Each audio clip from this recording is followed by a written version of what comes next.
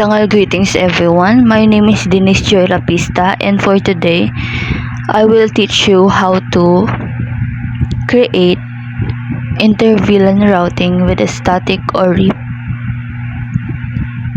So first, design network topology. So I use one router, one switch, and 3 PC for admission, accounting, and registrar.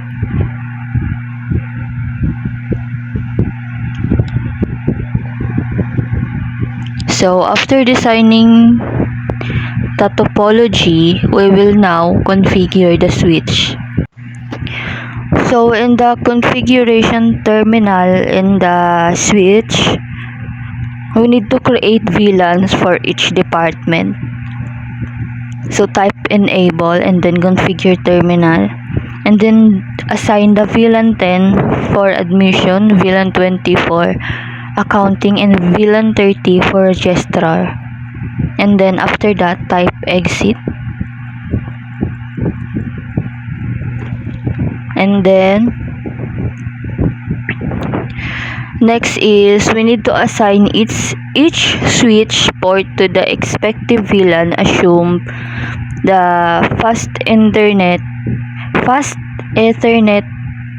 1/1 and etc. are assigned to admission, accounting, and registrar respectively.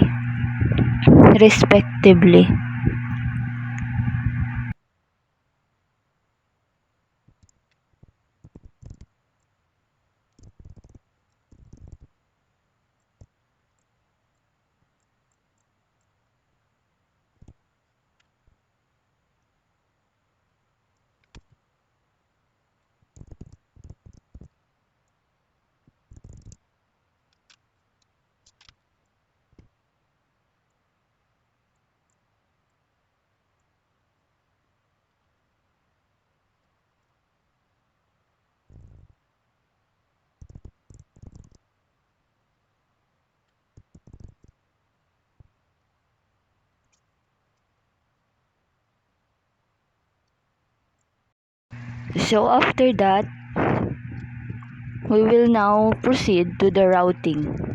So in the routings, just click the router and then go to CLI for configuration.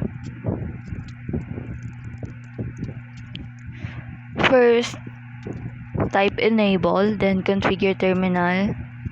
If you wanna change your router name, then just type host name and then your name or your surname. So after that, we will now configure inter-VLAN routing by setting up sub-interfaces on the router. Each sub-interface corresponds to a VLAN. For example, type configure terminal and then interface and then the encapsulation .1q and then the IP address and then exit. Just repeat it to the other one.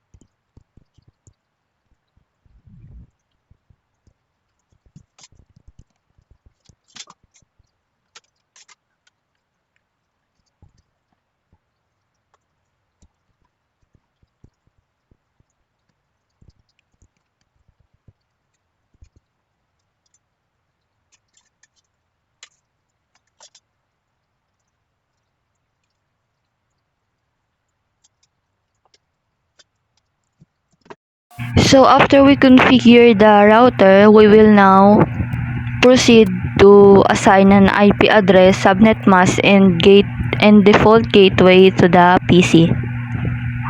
So in the PC1 or admission,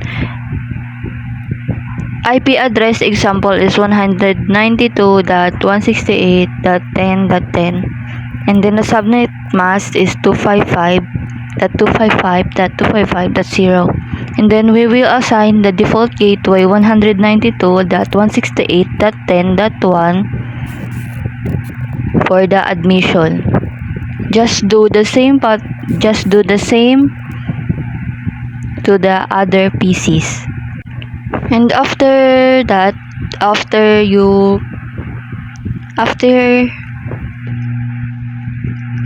the configurations, we will now proceed to the static routing if needed. Of course, if your router has multiple paths, you can configure static routes to ensure proper routing between VLANs or other networks. If not, then don't use static routing. So after that, we will now test the connectivity of the PCs. From PC1, try to ping PC2 and PC3. Or it's up to you.